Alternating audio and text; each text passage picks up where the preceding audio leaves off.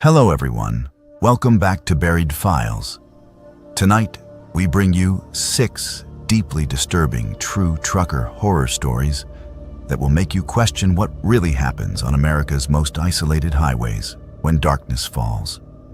These are not fictional tales, but real encounters shared by professional drivers who have spent decades navigating the loneliest stretches of interstate where civilization fades and something far more sinister takes its place. Each story has been carefully researched and verified through witness testimonials, police reports, and corroborating evidence from the trucking community itself. America's highways hold secrets that most drivers will never encounter, and perhaps that is for the best. From predatory schemes targeting vulnerable truckers to supernatural encounters that defy explanation, tonight we explore the hidden dangers that lurk beyond the reach of headlights. If you enjoy authentic horror content that exposes the terrifying reality behind closed doors, subscribe to Buried Files and hit the notification bell so you never miss our latest investigations into the darkest corners of American highways. After you listen to these chilling accounts, we want to hear from you in the comments below about your own experiences on the road or encounters with the unexplained. Now settle in as we journey into the darkness that travels alongside America's truckers.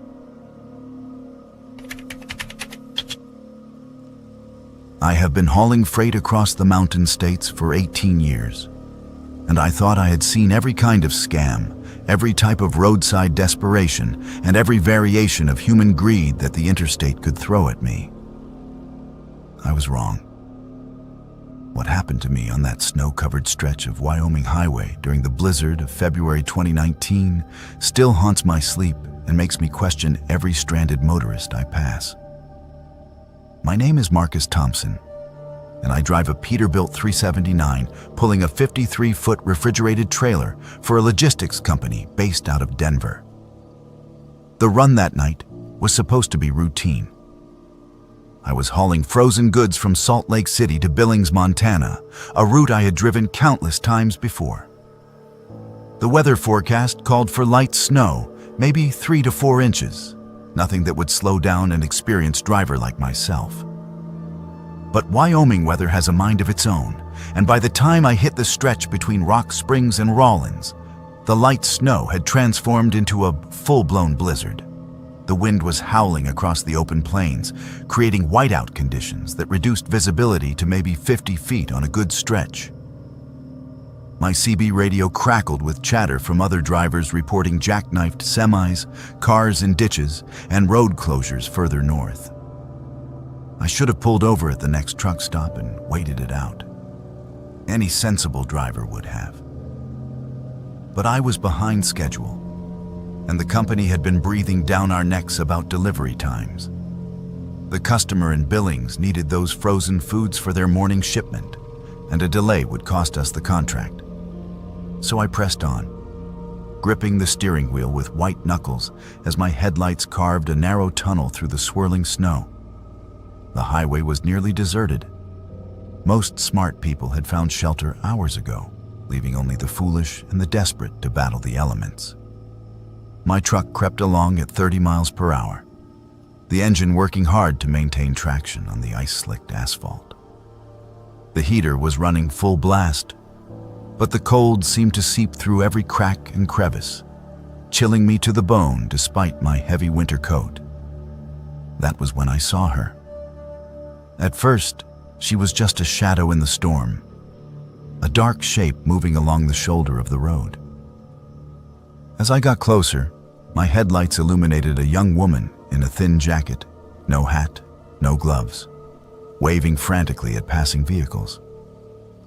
She looked to be in her early 20s, with long, dark hair whipping around her face in the wind.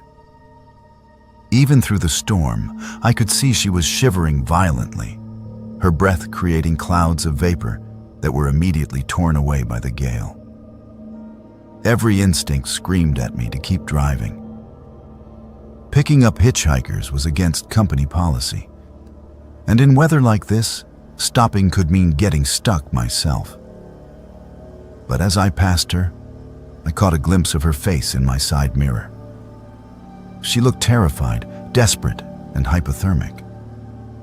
No one deserved to die, alone on a highway in a blizzard. Company policy be damned. I pulled over about 100 yards ahead, hazard lights flashing, and watched in my mirrors as she stumbled through the snow toward my truck. She was moving slowly, her legs apparently stiff from cold, and I could see her struggling against the wind with each step. When she reached the passenger door, I leaned over and opened it from the inside. She practically fell into the cab, bringing a swirl of snow and frigid air with her. Up close, she looked even younger, maybe 19 or 20, with pale skin that had taken on a bluish tint from the cold. Her lips were purple, and her teeth were chattering so violently she could barely speak. "Thank you," she managed to gasp between chattering teeth. "Thank you so much. I thought I was going to die out there." I grabbed a spare blanket from behind my seat and wrapped it around her shoulders. "What the hell are you doing out here in this weather?" I asked, shifting the truck back into gear and pulling carefully onto the highway. "Where's your car?" She pulled the blanket tighter around herself and held her hands up to the heating vents. "It broke down about 5 miles back," she said, her voice still shaking. "The engine just died, and I couldn't get it started again. I've been walking for over an hour." "Why didn't you stay with the car? That's the first rule of winter survival. Never leave your vehicle." She shook her head, snowflakes still melting in her dark hair.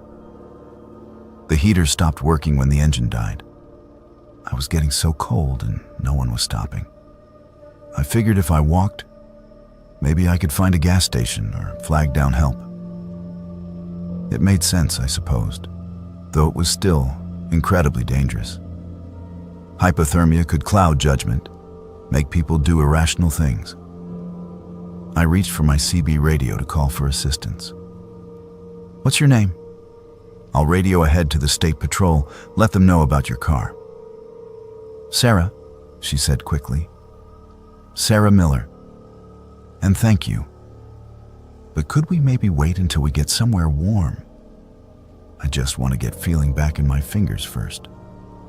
Something about her response struck me as odd, but I attributed it to the stress of her situation. Hypothermia and shock could make anyone act strangely.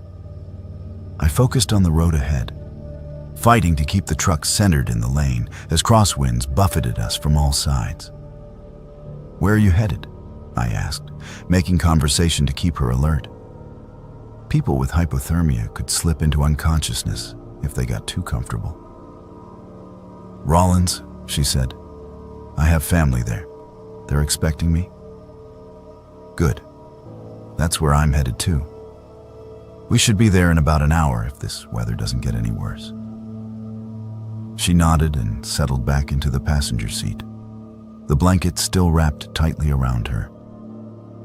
For the next 20 minutes, we drove in relative silence, the only sounds being the rumble of the diesel engine, the whistle of wind around the cab, and the occasional squawk from the CB radio. That was when I noticed the headlights in my mirrors. At first, I thought it was just another truck or a snowplow catching up to us. But as I watched, I realized there were 3 sets of headlights maintaining a steady distance behind us. In a blizzard like this, most vehicles would either pass quickly or fall behind. These were keeping pace, staying about a quarter-mile back, just visible through the storm. I glanced over at Sarah, who seemed to be dozing fitfully in the passenger seat. Her breathing had returned to normal, and some color had come back to her cheeks. The immediate danger of hypothermia was past, but something else was bothering me now. "Sarah," I said gently, "those vehicles behind us, are they with you?" Her eyes snapped open, and for just a moment, I saw something that chilled me more than the Wyoming wind. It was a look of calculation, of predatory awareness that had nothing to do with being a stranded motorist. But it was gone so quickly, I almost convinced myself I had imagined it. "What vehicles?" she asked, turning to look in the passenger side mirror. "I don't see anything." "Those headlights, 3 sets, staying right behind us." She squinted into the storm. "I can barely see anything in this snow. Maybe it's just other people trying to get to safety, like us." Maybe. But 18 years on the road had taught me to trust my instincts, and every instinct I had was now screaming that something was wrong. I had seen this pattern before in CB radio chatter from other drivers. Coordinated vehicles following a target, waiting for the right moment to strike. I kept my voice casual. "You know, I just realized I should probably call this in to dispatch. Let them know I picked up a passenger." I reached for the CB radio again. "No." The word came out sharper than she probably intended. She quickly softened her tone. "I mean, could we wait? I'm still feeling pretty shaky, and I'd rather not deal with official stuff right now." Red flags were going up all over my mental radar now. I had picked up stranded motorists before, and they were always grateful for any help, eager to get in touch with authorities or family members. Sarah's reluctance to involve anyone else was setting off every alarm bell I had. I glanced in my mirrors again. The 3 sets of headlights were still there, and now I was certain they were maintaining a deliberate formation. 2 were hanging back in the right lane, 1 in the left, positioned to block any attempt at escape if I tried to change lanes or exit the highway. "Sarah," I said carefully, "I need you to be honest with me. Are you really stranded? Or is this some kind of setup?" The mask dropped completely then. Her shivering stopped, her posture straightened, and when she looked at me, her eyes were cold and calculating. "You're a smart one, Marcus. Most drivers don't figure it out until it's too late." My blood turned to ice water. She knew my name. I had never told her my name. "How do you know?" "Your company puts driver names on the truck doors, genius. We've been tracking you since you left the Flying J in Rock Springs. You've got a refrigerated trailer full of expensive frozen goods, and more importantly, you're driving alone through the middle of nowhere in a blizzard." I looked ahead and realized we were approaching the exit for a rest area. If this was a coordinated robbery, that would be the perfect place for it. Isolated, off the main highway, easy to control. My hands tightened on the steering wheel. "What do you want?" I asked, though I already knew the answer. "Pull off at the rest area ahead. My friends will take the trailer and you'll walk away. Try to be a hero and you won't walk away at all." The CB radio crackled to life. "Breaker 19, this is Wyoming Bear. We've got multiple reports of a hijacking crew working I-80 tonight. 3 vehicles working together, using a female decoy to flag down trucks. All drivers exercise extreme caution." Sarah's eyes narrowed. "Too bad you won't be able to respond to that warning." But I was already formulating a plan. The rest area was still 2 miles ahead, and I had one advantage she didn't know about. My truck was equipped with a silent alarm system that could alert law enforcement and my dispatch office with the push of a hidden button. I had installed it myself after hearing too many horror stories from other drivers. "You know," I said, trying to keep my voice steady, "you picked the wrong truck to mess with." "What's that supposed to mean?" Instead of answering, I pushed the hidden alarm button with my left hand, while simultaneously flooring the accelerator with my right foot. The big Caterpillar engine roared to life, and the truck surged forward through the snow. Sarah was thrown back in her seat. "What are you doing? You'll get us both killed in this weather. Better than letting you and your friends kill me in that rest area." I grabbed the CB radio and keyed the microphone. "Mayday, mayday. This is eastbound Peterbilt mile marker 184 on I-80. I have been hijacked by a female subject and 3 chase vehicles, requesting immediate assistance. The response was immediate. Peterbilt eastbound I-80. This is Wyoming State Patrol. We have units en route to your location. Can you maintain your current speed and direction? Affirmative. I'm going to try to make it to the truck stop in Rawlins. Sarah pulled a small pistol from inside her jacket. Pull over now, or I'll put a bullet in you. I looked in my mirrors. The 3 chase vehicles had accelerated as well, and were now closing the gap rapidly. They had been caught off guard by my sudden burst of speed, but they were recovering quickly. Go ahead and shoot, I said, surprised by the steadiness in my own voice. At this speed, in this weather, you'll kill us both when the truck crashes. Your friends back there won't get anything but a pile of scrap metal. She hesitated, and in that moment of uncertainty, I saw something that gave me hope. Flashing red and blue lights were approaching from ahead, barely visible through the storm, but getting brighter by the second. The Wyoming State Patrol had responded faster than I had dared hope. Sarah saw the lights too. Her face went pale, and she looked between me and the approaching police cars with growing panic.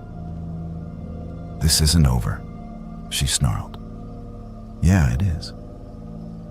The next few minutes were a blur of flashing lights, radio chatter, and controlled chaos. The state patrol vehicles had set up a roadblock just past the rest area exit, and my 3 pursuers had no choice but to stop or crash. Sarah made one last desperate attempt to escape, opening the passenger door while the truck was still moving. But the combination of speed and snow made it impossible. By the time everything was sorted out, I learned that Sarah and her crew had been responsible for at least 6 truck hijackings over the past 3 months. They had stolen over $2 million worth of cargo and had seriously injured 2 drivers who had tried to resist. The most chilling part came when the state patrol detective interviewed me at the truck stop in Rawlins. You're lucky you figured it out when you did, he said. The last driver who fell for their routine was found dead in his cab at that same rest area 3 weeks ago.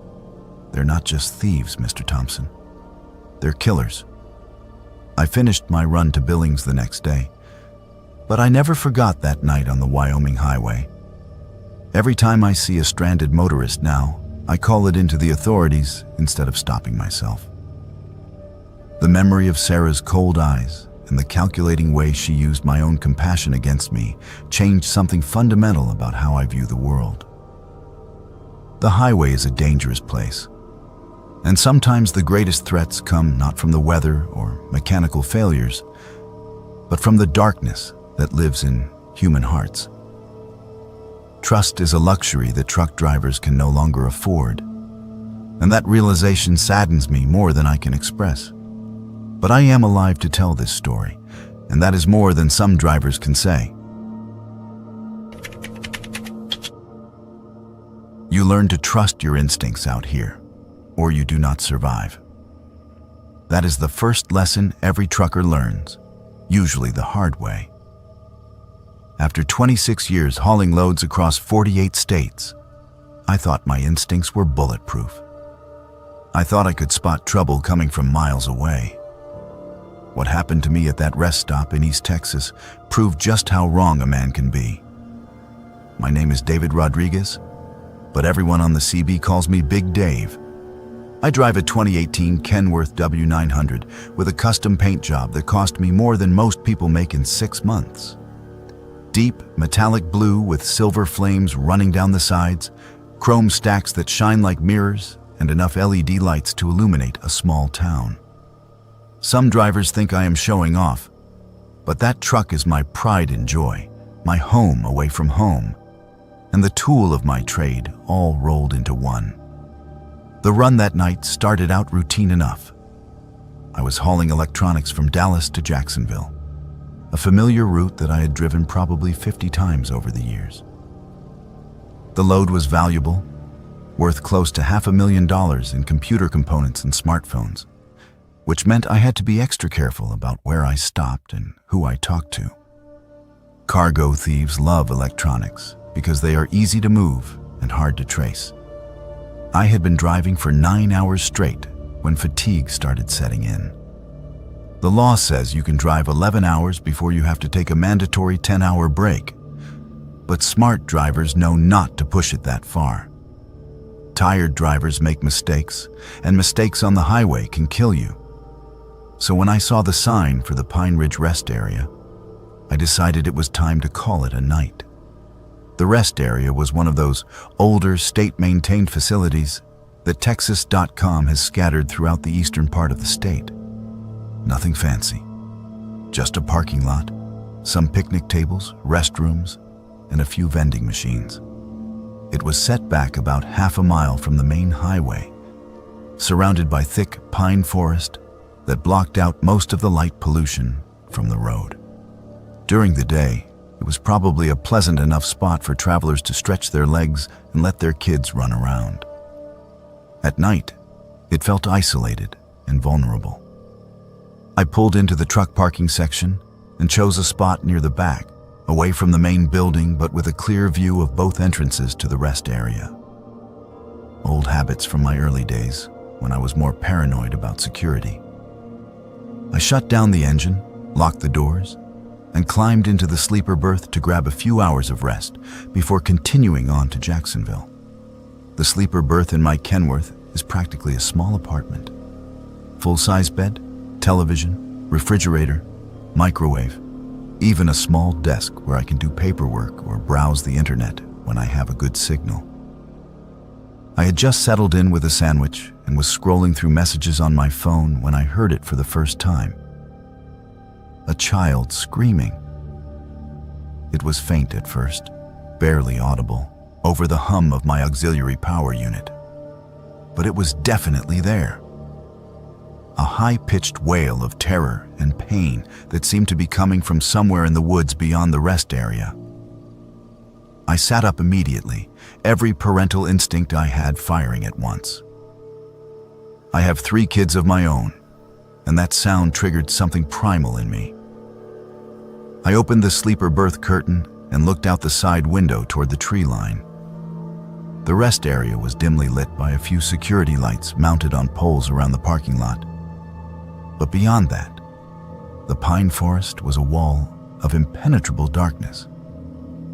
The screaming continued for maybe 30 seconds, then stopped abruptly. Silence. I waited, listening intently, but heard nothing except the distant hum of highway traffic and the occasional rustle of wind through the pine branches. Maybe it had been an animal, I told myself. Foxes could make sounds that were eerily similar to human screams, especially when they were fighting or mating. But the rational part of my brain knew the difference between animal sounds and human ones. And what I had heard was definitely human. I grabbed my flashlight and cell phone and climbed down from the cab.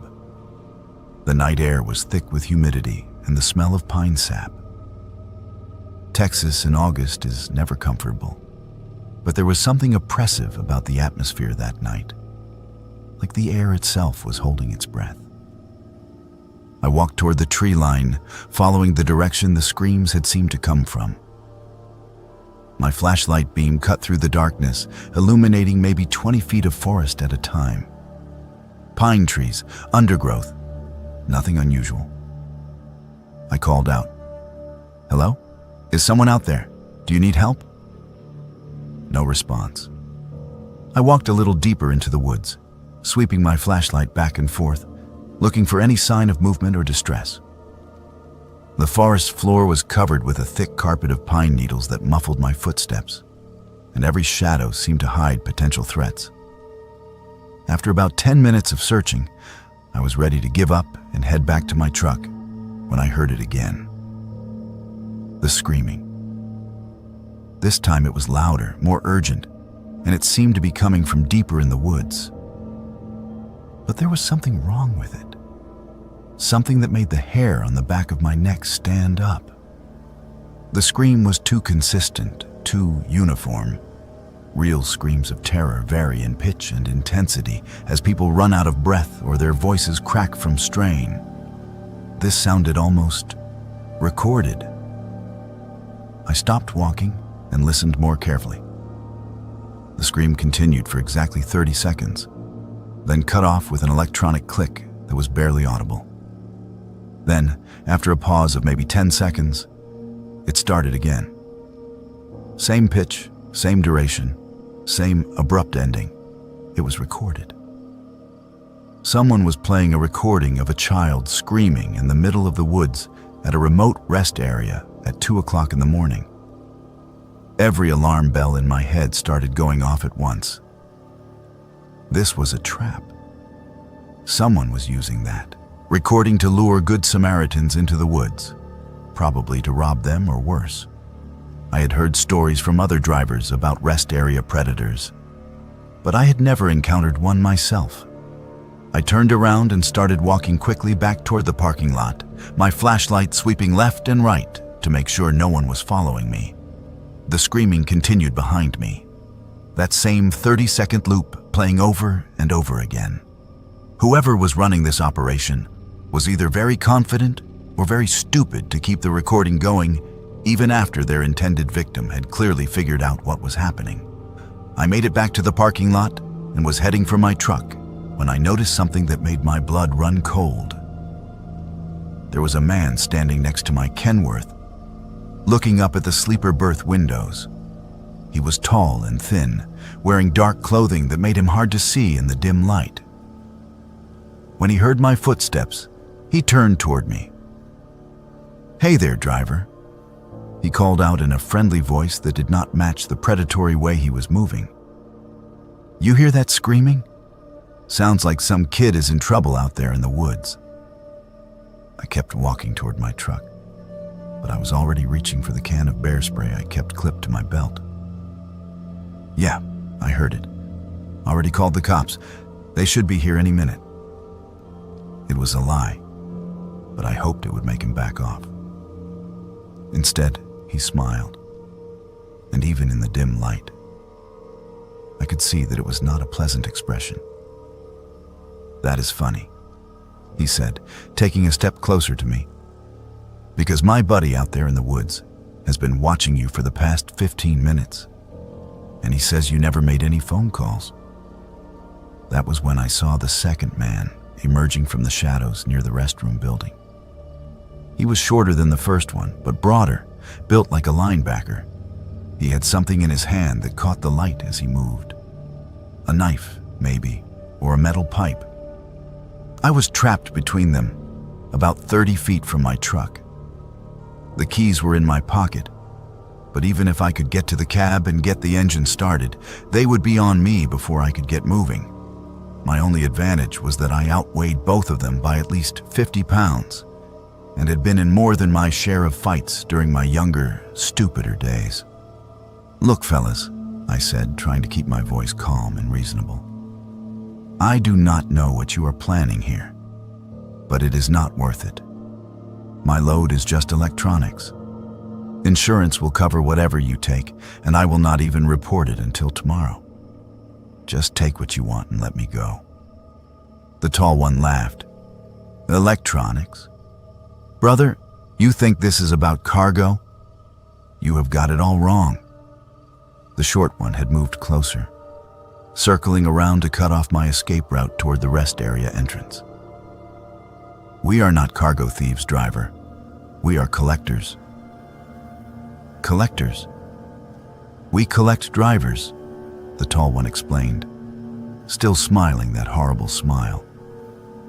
"Some we keep for a while, some we sell, some we just play with until we get bored.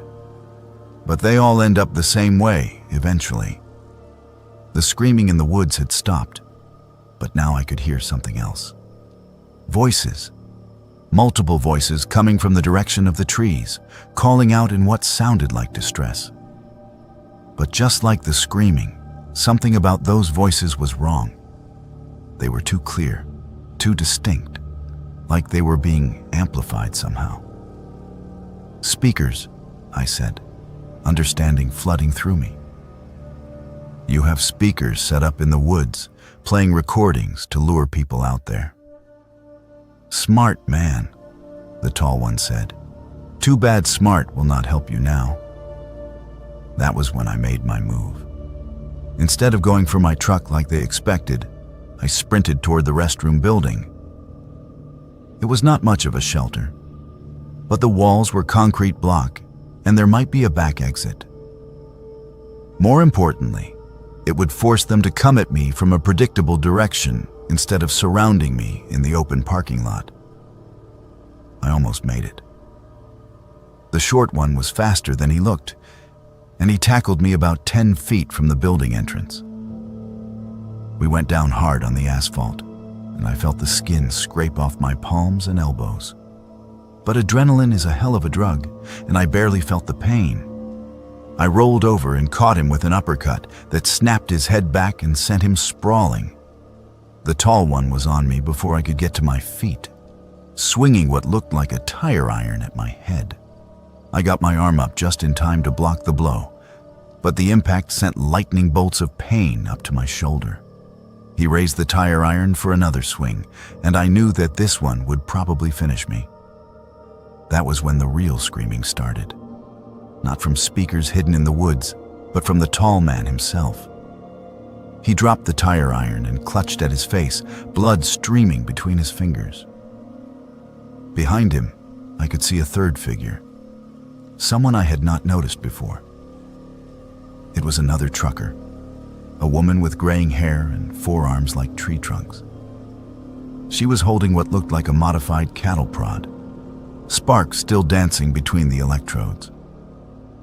Texas Ranger, she announced in a voice that carried the authority of someone used to being obeyed. Y'all gentlemen are under arrest. The next hour was a blur of police cars, ambulances, and crime scene technicians. It turned out that the woman who had saved me was Detective Linda Martinez, working undercover as part of a multi-state task force investigating rest area attacks. She had been tracking this particular crew for over 6 months, following a trail of missing truckers and unsolved murders across 4 states. The speakers in the woods were exactly what I had suspected. High-powered amplifiers connected to digital players loaded with recordings of people in distress. The 2 men had been using them to lure victims into isolated areas where they could be more easily controlled. What they did to their victims after that was something Detective Martinez would not discuss in detail. But her expression told me everything I needed to know. "You are lucky you figured out it was a recording," she told me as the paramedics checked out my injuries. Most people do not. They hear a child in distress, and every decent instinct they have drives them straight into the trap. How many drivers have they killed? Her face went grim. We have confirmed 7 victims so far, but we suspect the number is much higher. These guys have been operating for at least 3 years, maybe longer. 7 drivers, 7 people who had just been trying to help someone they thought was in trouble, and it had cost them their lives. The thought made me sick to my stomach. I gave my statement to the investigators and finally got back on the road around dawn. The electronics made it to Jacksonville on schedule, and the company was so grateful that they gave me a bonus and 3 days of paid time off. But I could not stop thinking about what had happened at that rest area. The worst part was not the physical danger or even the knowledge of how close I had come to becoming victim number 8. It was the realization of how these predators operated, how they turned our best instincts against us. They knew that most truckers are decent people who will try to help someone in trouble, and they weaponized that decency. Now, whenever I stop at a rest area, I listen carefully to the night sounds around me. If I hear screaming or calls for help, I do not go investigate. I call 911 and let the professionals handle it. It goes against every instinct I have as a father and a human being. But Detective Martinez was right. Sometimes the sounds of people in distress are exactly that. And sometimes they are the bait in a trap designed by monsters. The highway is full of predators who know exactly how to exploit our humanity, and the price of compassion can be higher than anyone should have to pay. I learned that lesson at a rest stop in East Texas, and it is one I will never forget.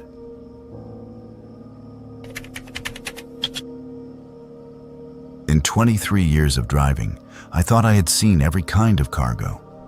From live animals to hazardous chemicals, from precious artwork to military equipment.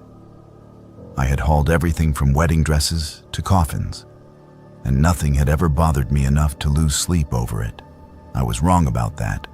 What I discovered in the back of my refrigerated trailer during that cross-country run from Atlanta to Seattle still wakes me up in the middle of the night, sweating and checking the locks on my doors. My name is Patricia Williams, but everyone calls me Patty. I've been driving big rigs since I was 25 years old, back when women truckers were rare enough to cause stares at every truck stop. I started driving because my husband walked out on me and our 2 kids, leaving me with nothing but bills and a high school education.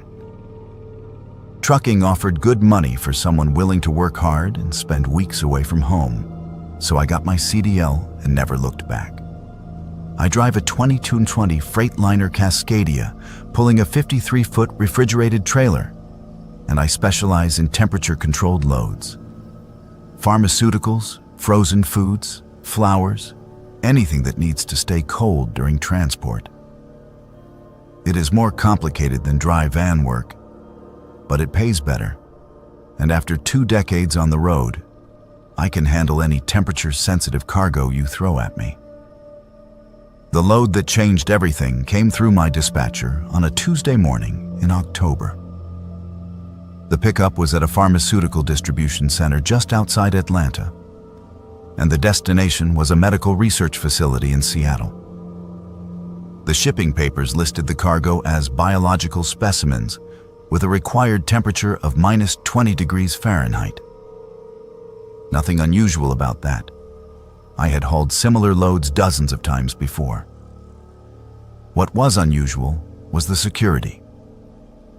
When I arrived at the pickup facility, there were 3 men in dark suits waiting for me, and they insisted on supervising the entire loading process personally.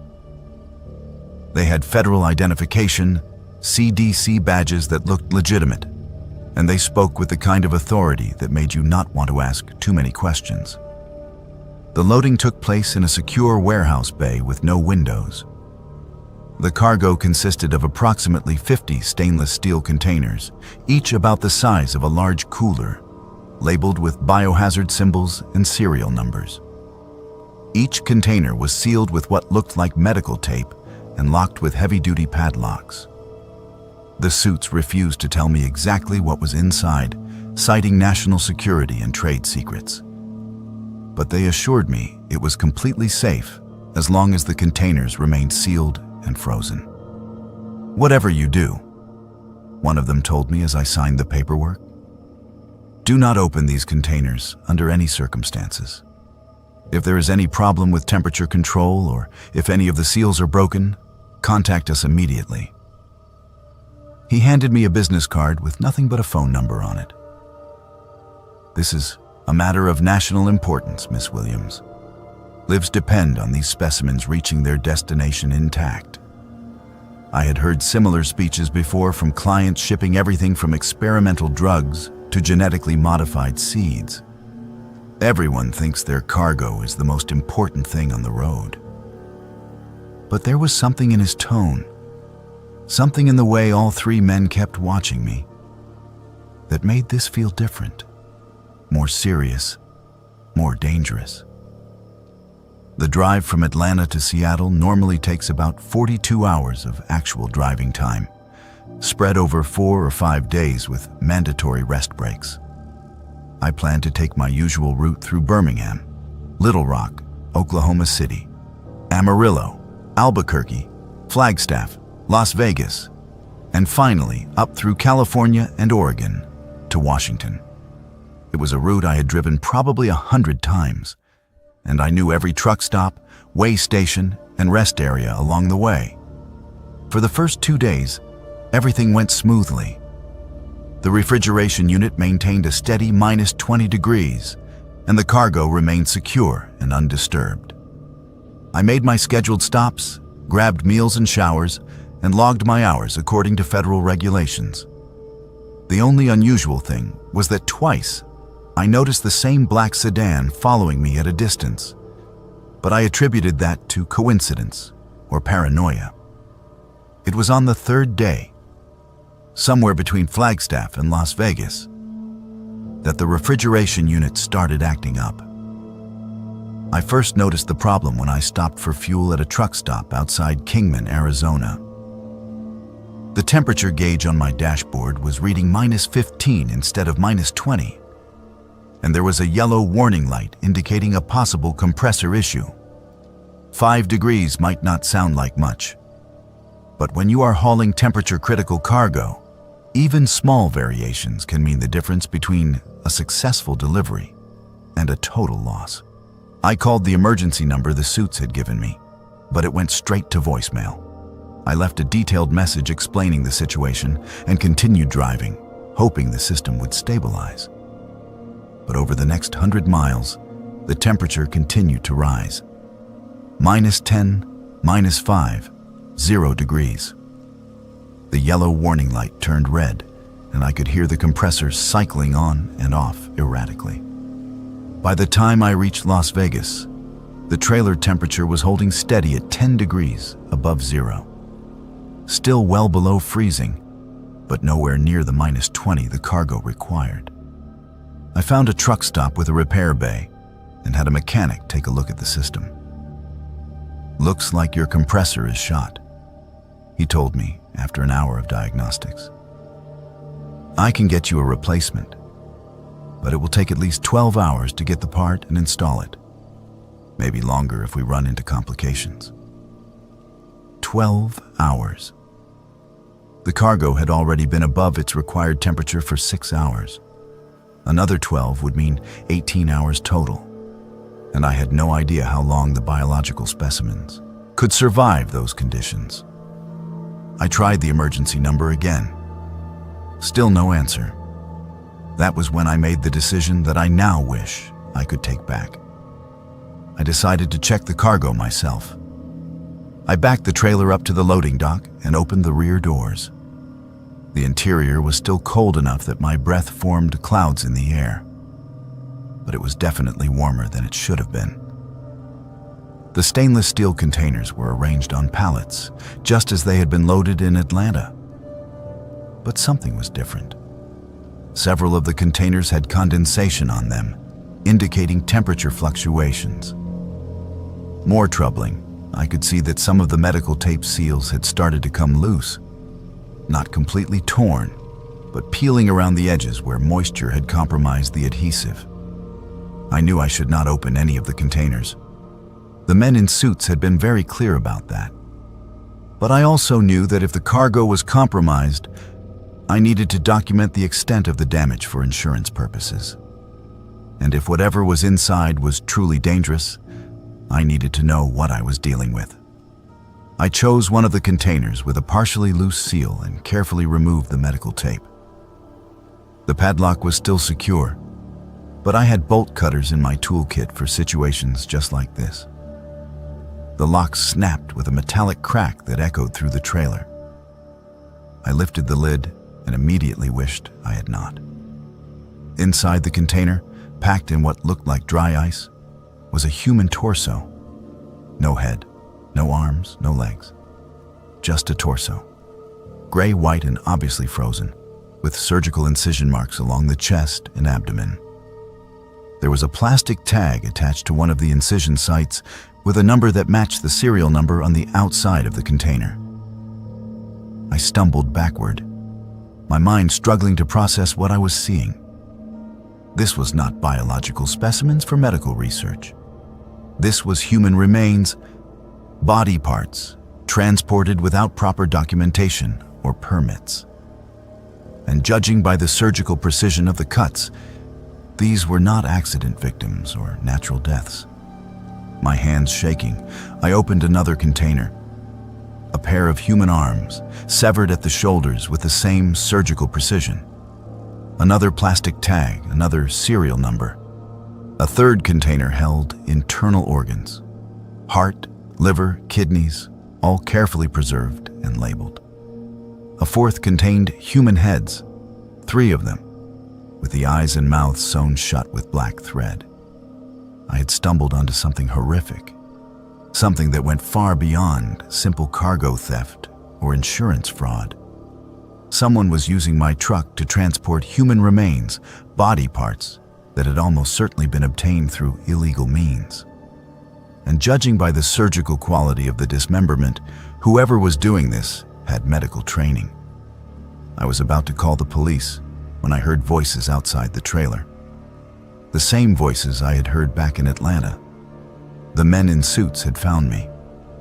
"Miss Williams," one of them, called out, "Step away from the cargo and come outside. We need to talk." I looked around the trailer desperately, searching for another exit. But there was only one way out, and they were blocking it. I could hear at least 3 different voices, maybe more. They knew I had seen the contents of the containers, and they were not going to let me walk away with that knowledge. "Miss Williams, we know you opened the containers. That was very unwise. Come outside so we can discuss your options." Options. That did not sound like they were planning to arrest me or call the authorities. That sounded like they were planning something much worse. I pulled out my cell phone and dialed 911, but there was no signal inside the metal trailer. I would have to get outside to make a call, and that meant walking into their trap. But staying inside was not an option either. They could simply wait me out, or worse. I grabbed the heaviest tool I could find in my kit, a large adjustable wrench, and moved toward the trailer doors. If I was going down, I was not going down without a fight. But when I looked outside, the loading dock was empty. No men in suits, no black sedan, nothing. Just the normal bustle of a busy truck stop at midday. Had I imagined the voices? Was the stress of discovering the body parts making me paranoid? I jumped down from the trailer and looked around cautiously. There were other drivers refueling their trucks, customers going in and out of the convenience store, mechanics working in the repair bays. Everything looked completely normal. Too normal. I walked around to the front of my truck and found a note tucked under the windshield wiper. It was typed on plain white paper with no letterhead or identifying marks. "Miss Williams, you have seen something you were not supposed to see. For your own safety and the safety of your family, you will complete this delivery as originally planned. You will not contact law enforcement. You will not discuss this cargo with anyone. When you reach Seattle, you will be given further instructions. Your cooperation ensures that this remains a business transaction rather than a personal matter." At the bottom of the note were 2 photographs. One showed my daughter coming out of her apartment in Phoenix. The other showed my son leaving his job at a construction company in Denver. Both photos had been taken recently, probably within the last few days. The message was clear: complete the delivery or my children would pay the price. I drove to Seattle in a state of controlled terror, my mind racing with possibilities and scenarios. Who were these people? How had they found my children so quickly? What kind of operation was I caught up in? The delivery went exactly as planned.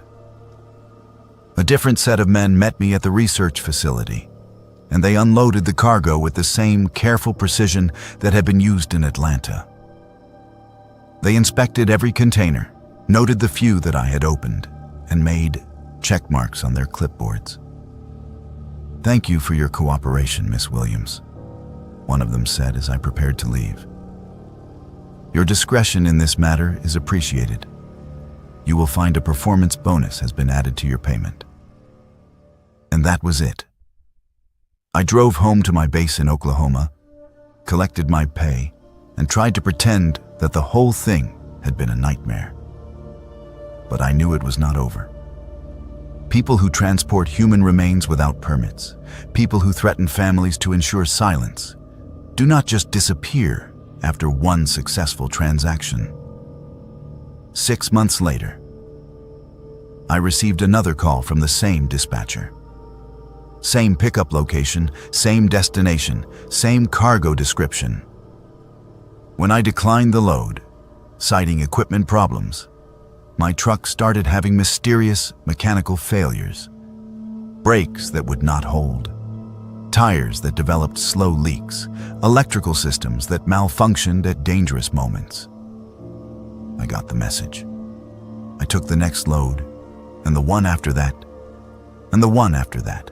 Each time, I transported more human remains across the country, each time wondering who these people had been and how they had died. I am still driving those loads today. I do not have a choice. The alternative is too terrible to contemplate. But I want people to know that there are things moving on America's highways that should not exist. Cargo that represents the darkest side of human nature. Sometimes, the most dangerous thing in your trailer is not what the shipping papers say it is. The CB radio went dead quiet at 2:47 a.m., and that is when I knew something was terribly wrong. In 31 years of driving these highways, I have learned that truckers never stop talking on the radio, especially during the long, lonely hours before dawn. We tell jokes, share road conditions, warn each other about speed traps and way stations. The CB chatter is our lifeline, our connection to humanity when we are alone in the dark with nothing but miles of empty asphalt stretching ahead of us. But that night, as I was driving eastbound on Interstate 94 through the desolate stretch of Montana between Billings and Miles City, the radio fell completely silent. Not just quiet, but dead silent. Like every trucker within a 100-mile radius had suddenly vanished or stopped breathing. My name is James Mitchell, and I have been hauling freight across the northern states since I was 22 years old. I drive a 2017 Kenworth T680 with a sleeper cab, pulling whatever loads my dispatcher can find. Grain from North Dakota, lumber from Minnesota, manufactured goods from Chicago back to the West Coast. It is not glamorous work, but it pays the bills and gives me the freedom to be my own boss on the road. That particular run started in Fargo, North Dakota, where I had picked up a load of agricultural equipment bound for a farming cooperative in Spokane, Washington. Heavy machinery, combines and tractors, nothing unusual or particularly valuable. The kind of load that insurance companies do not worry about and cargo thieves usually ignore. The weather was typical for late October in Montana. Clear skies, no precipitation, but cold enough that I could see my breath when I stepped out of the cab. The forecast called for possible fog later in the night as the temperature dropped, but nothing that would slow down an experienced driver. I had been on the road for about 6 hours when I stopped for fuel and a meal at a truck stop outside Billings. The place was busy, probably 15 or 20 other trucks parked in the lot. Drivers grabbing showers, catching up on sleep, or just stretching their legs before continuing their runs. Normal truck stop atmosphere, familiar faces, and friendly conversations. That was where I first heard mention of the Phantom Convoy. I was sitting at the counter in the restaurant, working on a plate of meatloaf and mashed potatoes, when an older driver at the next stool started talking to the waitress about something strange he had seen the night before. "Damnedest thing I ever witnessed," he was saying, shaking his head as he stirred sugar into his coffee. I was running eastbound on this same stretch of 94, maybe 2 in the morning, when I saw them in my mirrors. 3 trucks running together, no lights except their running lights, keeping perfect formation about a quarter mile behind me. The waitress, a woman in her 50s, who had probably heard every trucker story ever told, raised an eyebrow. No headlights. How? Were they seeing the road? That is the thing, the driver continued. It was clear as day, full moon, but still. You do not run dark like that unless you're up to something illegal. So I got on the CB, tried to raise them, see what their story was. Nothing. Dead silence, like they were not even there. Maybe they had their radios turned off, the waitress suggested. The driver shook his head. No, that is not the weird part. The weird part is, when I slowed down to let them pass, they slowed down too. When I sped up, they matched my speed exactly, always staying that same distance behind me, like they were tethered to my truck somehow. He took a long sip of his coffee before continuing. Finally, I pulled off at a rest area, figured I would get a look at them when they passed. But they never did. I sat there for 20 minutes, watched the highway, and never saw those 3 trucks go by. It was like they just disappeared into thin air. I listened to this story with the kind of polite skepticism that experienced drivers develop over the years. Every truck stop has its share of tall tales and urban legends, stories that grow more elaborate with each telling. Phantom hitchhikers, mysterious lights in the sky, trucks that appear and disappear without explanation. Most of it is just loneliness and fatigue playing tricks on tired minds. But something about the way this old driver told his story, the genuine confusion and uneasiness in his voice, made me pay attention. He was not trying to entertain anyone or impress the waitress. He was genuinely troubled by what he had experienced. I finished my meal, topped off my fuel tank, and got back on the road around midnight. The highway was largely empty, which was normal for that time of night on that particular stretch. Most of the long-haul traffic ran during daylight hours when visibility was better and services were available. The few trucks I encountered were spaced far apart, brief glimpses of red taillights or white headlights in the distance. For the first hour, everything was normal. My CB radio crackled with the usual late-night chatter. Drivers checking in with each other, sharing information about road conditions, complaining about dispatchers and customers. The familiar background noise of the trucking community going about its business. That was when the fog started rolling in. At first, it was just wisps of vapor rising from the valleys and low-lying areas along the highway. But within 30 minutes, it had thickened into a dense blanket that reduced visibility to maybe 50 yards. I slowed down to 45 miles per hour and turned on my fog lights. But the golden beams seemed to be swallowed up by the gray-white wall surrounding my truck. Fog is dangerous for truckers. It conceals obstacles, makes it impossible to judge distances accurately, and can turn a routine drive into a white-knuckle experience. But I had driven through worse conditions before, and I was confident in my ability to handle it safely. That was when the CB radio went silent. Not gradually, like drivers signing off one by one as they reached their destinations. All at once, like someone had thrown a switch and cut off every transmission within range. I tried keying my microphone, calling out on channel 19, but got no response. I switched to other channels, tried the emergency frequency, even attempted to raise the local base stations. Nothing but static. I was checking my radio connections when I saw them in my mirrors. 3 trucks, running in perfect formation about a quarter mile behind me, just like the old driver had described.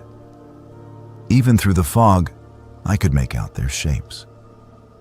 They appeared to be conventional tractors pulling standard trailers, but something about their silhouettes looked wrong. Too angular, too sharp, like they had been drawn by someone who had never actually seen a truck before. And they were running completely dark, No headlights, no marker lights, no identification numbers or company logos visible on their sides. Just dark shapes moving through the fog at exactly the same speed I was traveling, maintaining that precise distance behind me, no matter how I varied my speed. I tried the CB radio again. Breaker 19, this is eastbound Kenworth mile marker 126 on I-94. I have 3 trucks following me with no lights. Please identify yourselves. Silence. I slowed down to 35 miles per hour, expecting them to pass me or at least close the distance. Instead, they slowed down too, maintaining that same quarter-mile gap. I sped up to 55, pushing the safe limits for the fog conditions. They matched my speed exactly. For the next 20 miles, this bizarre procession continued. Me in front, struggling to see the road through the thickening fog, and 3 phantom trucks behind me, somehow navigating without any visible means of illumination. Every few minutes, I would try the CB radio again, hoping to reach someone, anyone, who could explain what was happening. But the airwaves remained dead. That was when I started noticing other details that made my skin crawl. The trucks behind me were not leaving tire tracks in the thin layer of moisture that had accumulated on the asphalt. I could see my own tracks clearly in my side mirrors, dark lines following the path of my tires. But behind them, the road surface looked undisturbed, as if the 3 trucks were floating just above the pavement. More unsettling, they cast no shadows. Even in the fog, with my running lights and reflectors creating pools of illumination, objects cast shadows. But these trucks seemed to absorb light rather than reflect it. Dark voids moving through the gray landscape like holes cut out of reality itself. I was beginning to seriously question my sanity when I saw the exit sign for a rest area 5 miles ahead. I decided to pull off and see what would happen. If these were real trucks with real drivers, they would have to either pass me or follow me into the rest area. If they were some kind of hallucination brought on by fatigue and stress, stopping for a break might clear my head. I took the exit slowly, watching my mirrors constantly. The 3 trucks followed me down the off-ramp, maintaining their formation and distance. But as I pulled into the rest area parking lot, something impossible happened. They kept going, not past the rest area on the highway, but straight through it. I watched in my mirrors as all 3 trucks drove directly through the parking lot, through the building, through the trees on the far side, and disappeared into the fog beyond. No change in speed, no deviation from their path, just a smooth, uninterrupted journey through solid objects as if they were not there. I sat in my truck for almost an hour, engine running, heater on full blast, trying to process what I had just witnessed. Every rational part of my mind insisted that I had imagined it, that the fog and isolation had played tricks on my perception. But I knew what I had seen, and I knew it was not normal. When I finally got back on the highway, the fog was beginning to lift, and the CB radio crackled back to life. Drivers were checking in, reporting their positions, resuming the normal chatter that had been absent for the past 2 hours. I tried several times to tell other drivers what I had experienced, but every time I keyed the microphone, the words stuck in my throat. Who would believe such a story? Hell, I was not sure I believed it myself. I completed my run to Spokane without any further incidents, delivered the agricultural equipment on schedule, and tried to put the whole experience behind me. But over the next few weeks, I started hearing similar stories from other drivers. Always the same details. 3 trucks running dark, perfect formation, following other vehicles through remote stretches of highway, then disappearing without explanation. The stories were always from the same general area, that desolate stretch of Montana between Billings and the North Dakota border. And they were always during fog conditions, always in the early morning hours, always when the CB radio went mysteriously silent. I started avoiding that route when possible, taking longer paths through Wyoming or South Dakota to reach my destinations. But the trucking industry is small, and sometimes you do not have a choice about which roads you take. 3 months later, I found myself on that same stretch of I-94, hauling a load of electronics from Minneapolis to Seattle. It was a clear night, no fog, and I was feeling confident that whatever I had experienced before was a one-time occurrence. The CB radio was active with normal traffic, and I was making good time.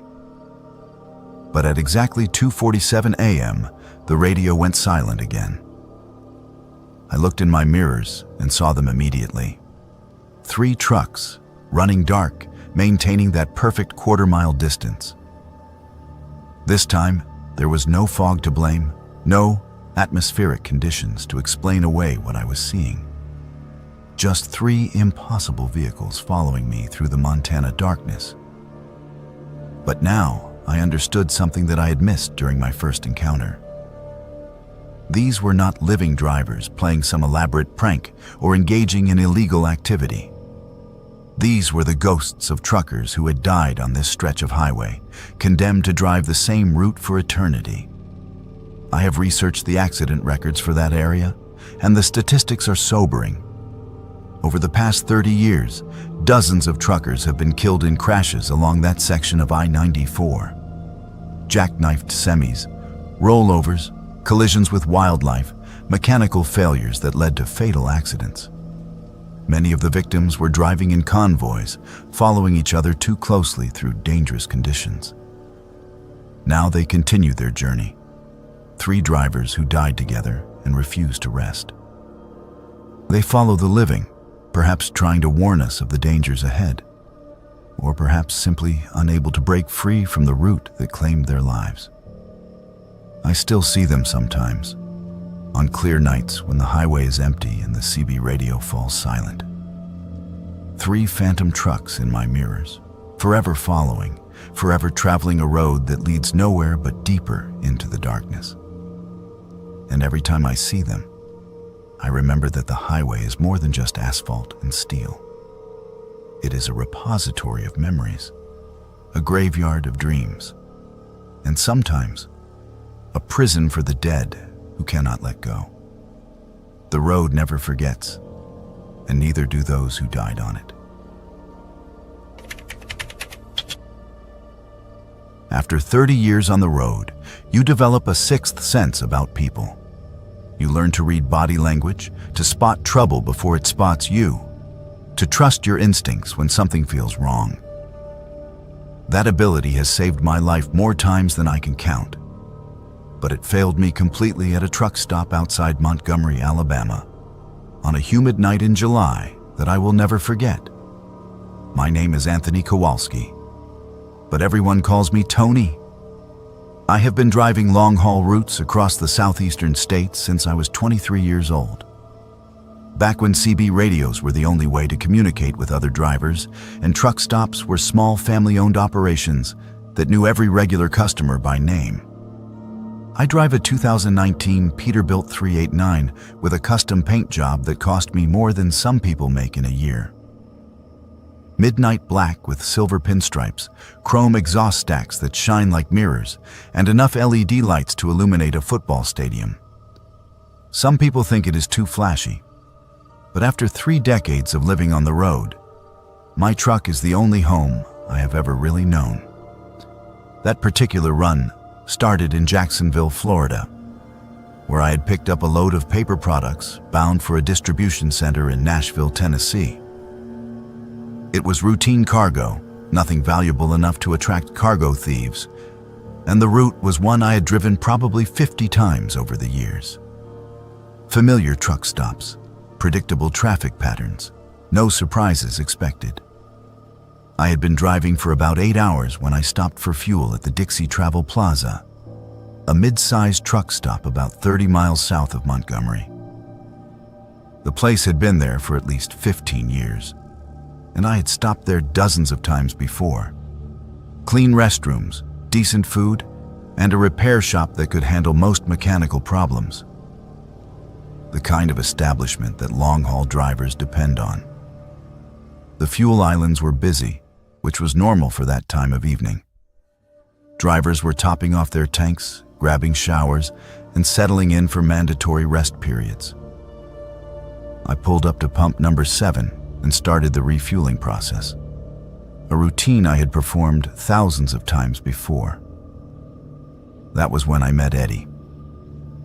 He appeared beside my truck while I was cleaning my windshield, a thin man in his 40s wearing greasy coveralls and a friendly smile. He had the kind of face that blended into crowds, unremarkable except for his eyes, which seemed to take in every detail of my truck and equipment. "Nice rig," he said, running his hand along the polished chrome bumper. "Peterbilt 389, right? These are beautiful machines when they are maintained properly." I nodded, continuing to work on the windshield.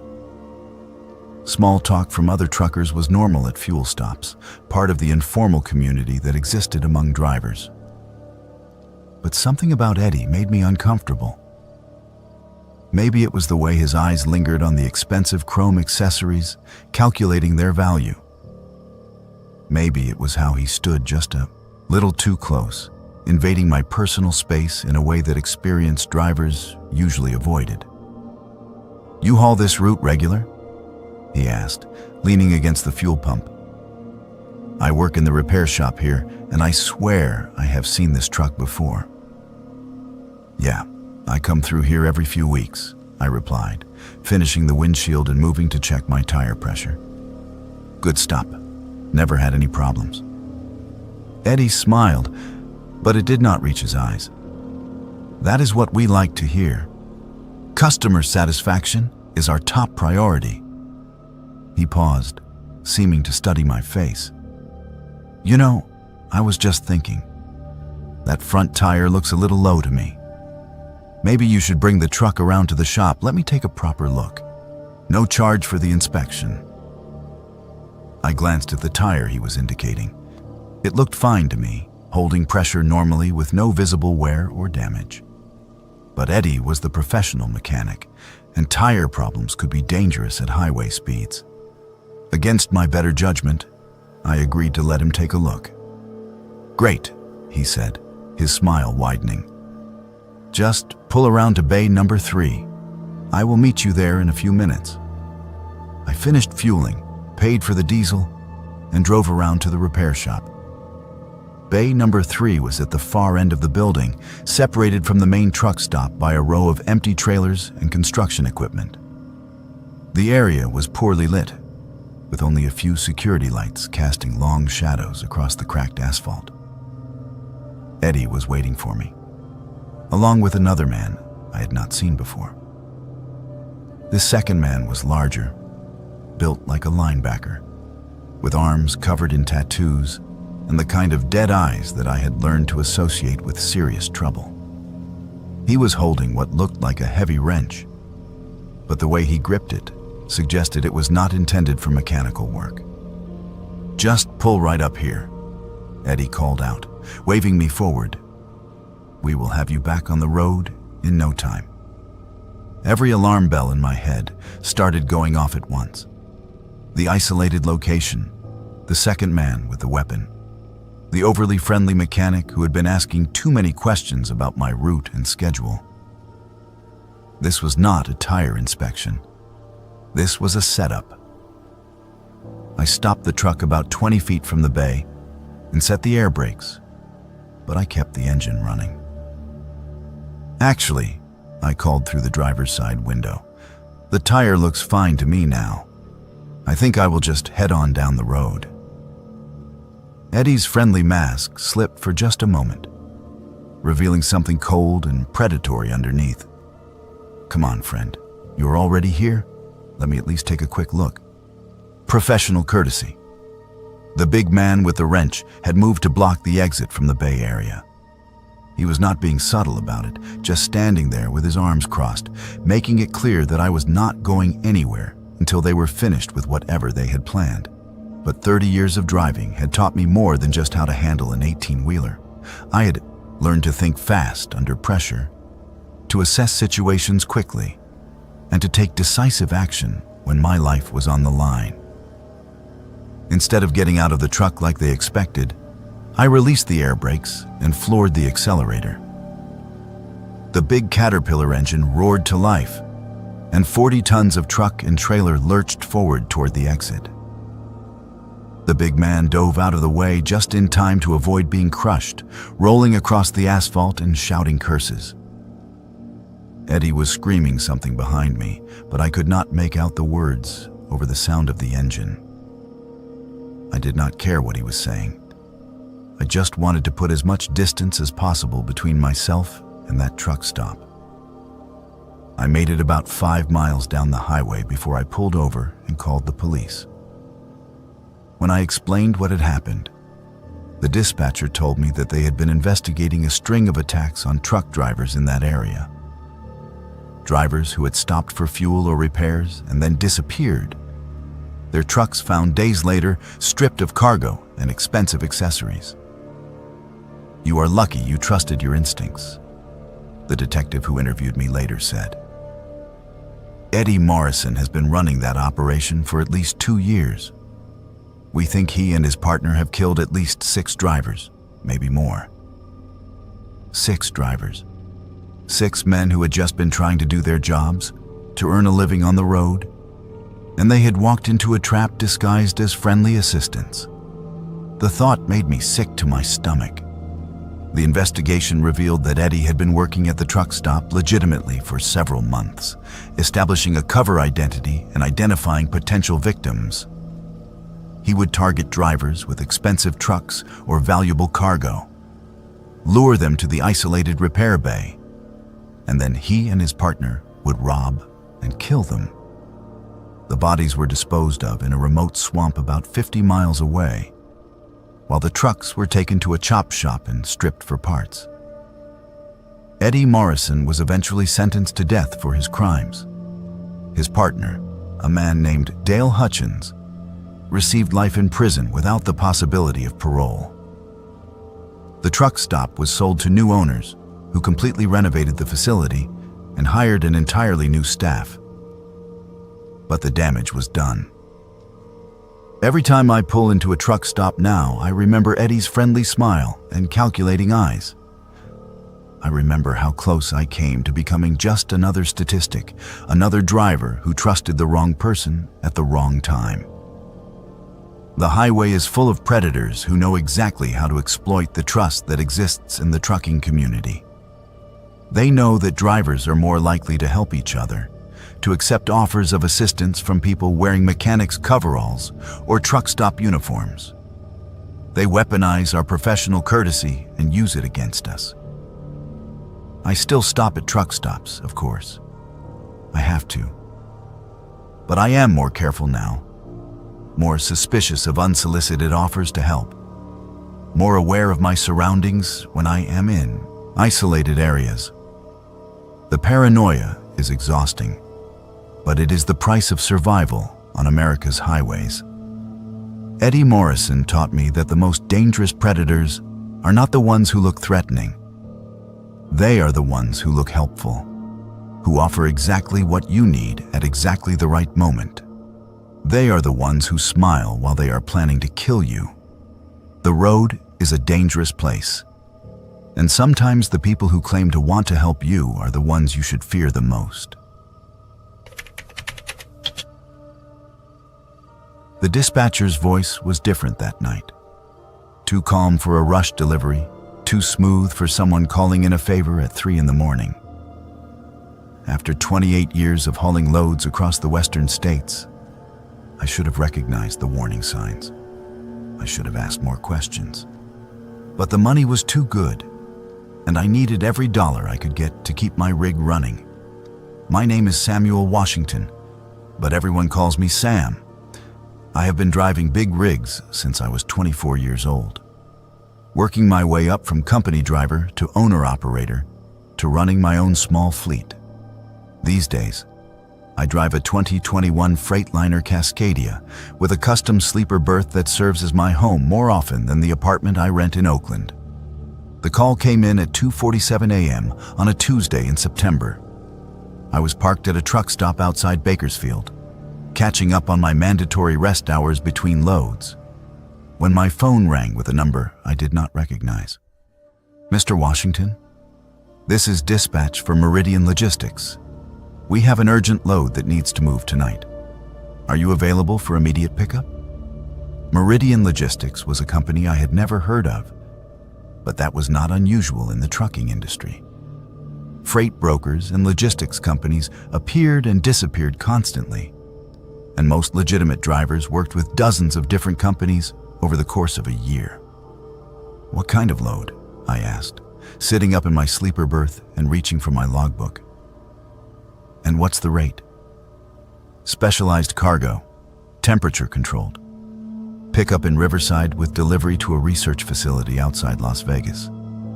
The rate is $8,000 for a same-day delivery." $8,000 for a 400-mile run was more than double the normal rate for that route.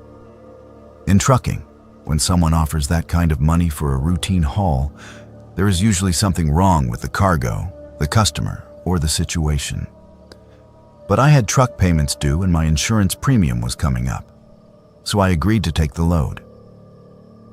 "Great," the dispatcher said. "The pickup address is 1247 Industrial Boulevard in Riverside.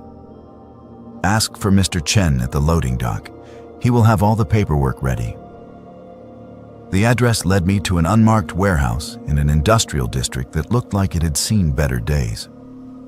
No company signs, no loading dock numbers, just a plain metal building surrounded by a chain-link fence topped with razor wire. The kind of place that processed cargo but did not want anyone to know what kind. Mr. Chen was waiting for me at the loading dock, along with two other men in matching gray coveralls. They moved with military precision, checking my identification, inspecting my trailer, and supervising the loading process with an attention to detail that seemed excessive for whatever I was hauling. The cargo consisted of 12 large containers, each about the size of a refrigerator, marked only with alphanumeric codes and biohazard symbols. They were sealed with what looked like military-grade locks and connected to a sophisticated temperature control system that maintained a steady 38 degrees Fahrenheit. "What exactly am I hauling?" I asked Mr. Chen as we completed the paperwork. "Biological specimens," he replied without looking up from his clipboard. "Medical research materials that need to reach the destination facility within 18 hours. The temperature must remain constant, and the containers cannot be opened under any circumstances." I had hauled biological specimens before, everything from laboratory animals to human organs for transplant. It was specialized work that paid well, but it required careful handling and strict adherence to transportation protocols. Nothing about this load seemed unusual, except for the secrecy and the urgency. The delivery address was equally anonymous. A coordinates location in the Nevada desert, about 50 miles northwest of Las Vegas. No street address, no facility name, just GPS coordinates that led to what appeared to be an abandoned military installation. I made good time through the night, following Interstate 15 through the Mojave Desert, while the temperature control system hummed quietly behind me.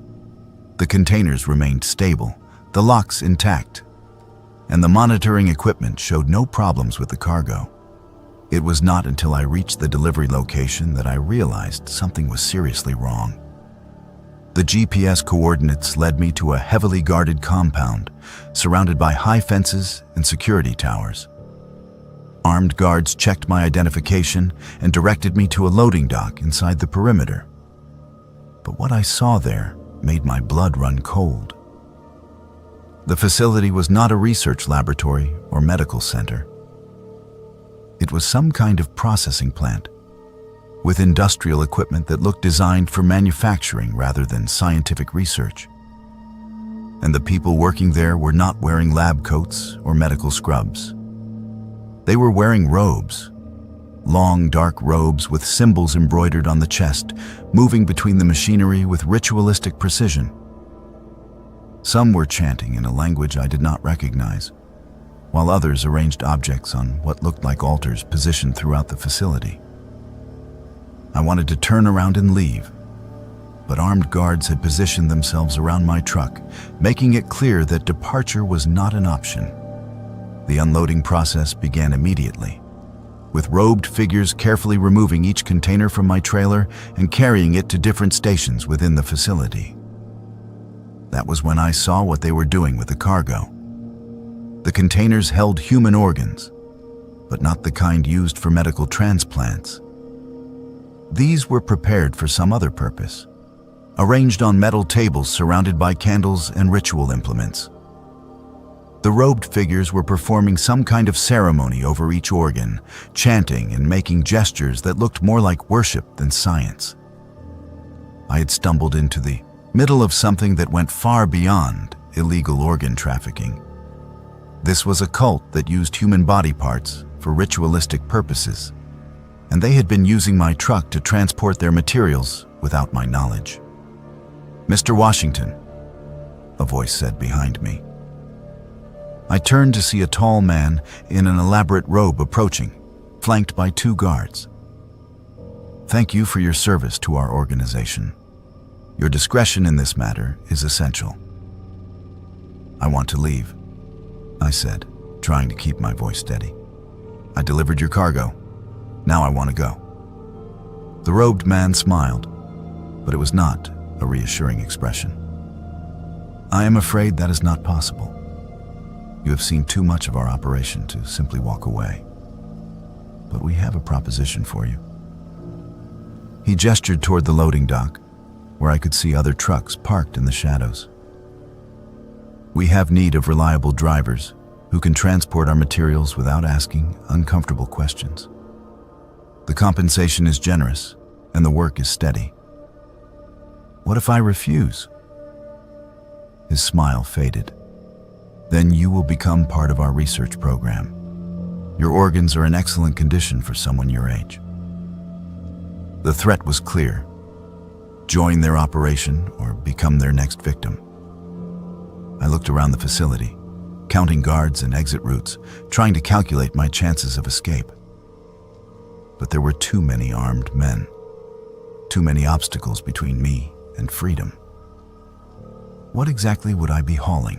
I asked, buying time while I considered my options. "Biological materials, as tonight. Sometimes from hospitals and morgues that cooperate with our research. Sometimes from more informal sources. The origin of the specimens is not your concern.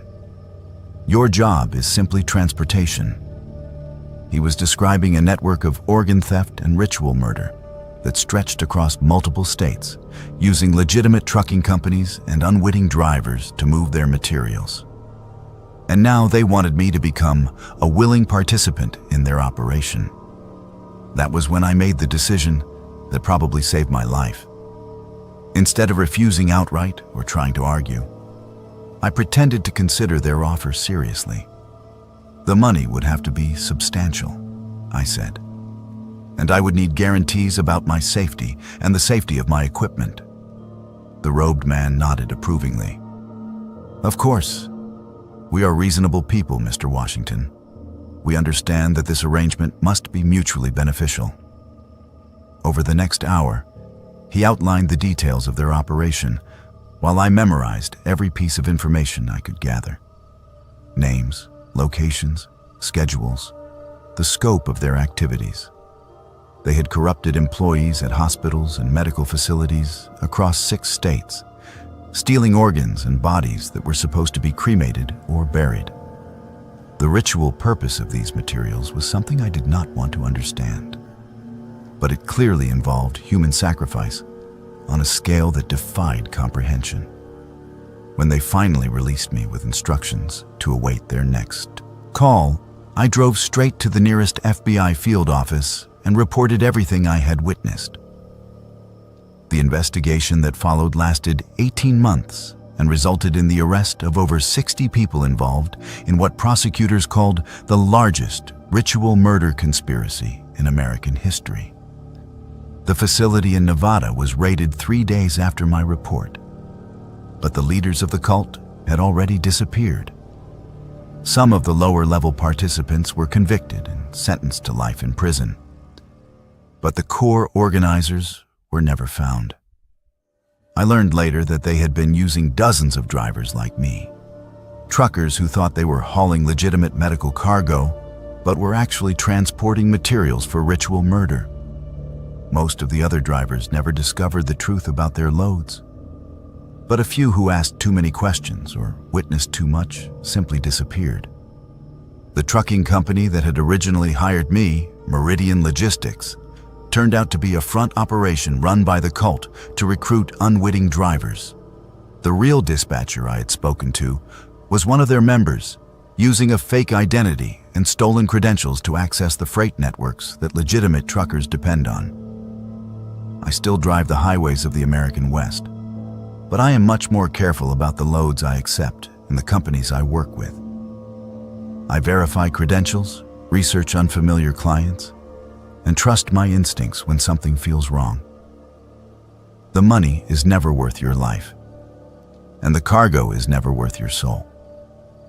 Sometimes the most dangerous freight is the kind you never suspect, delivered to places that should not exist, for purposes that defy human decency. The highway connects more than just cities and states. Sometimes it connects the living world to something much darker,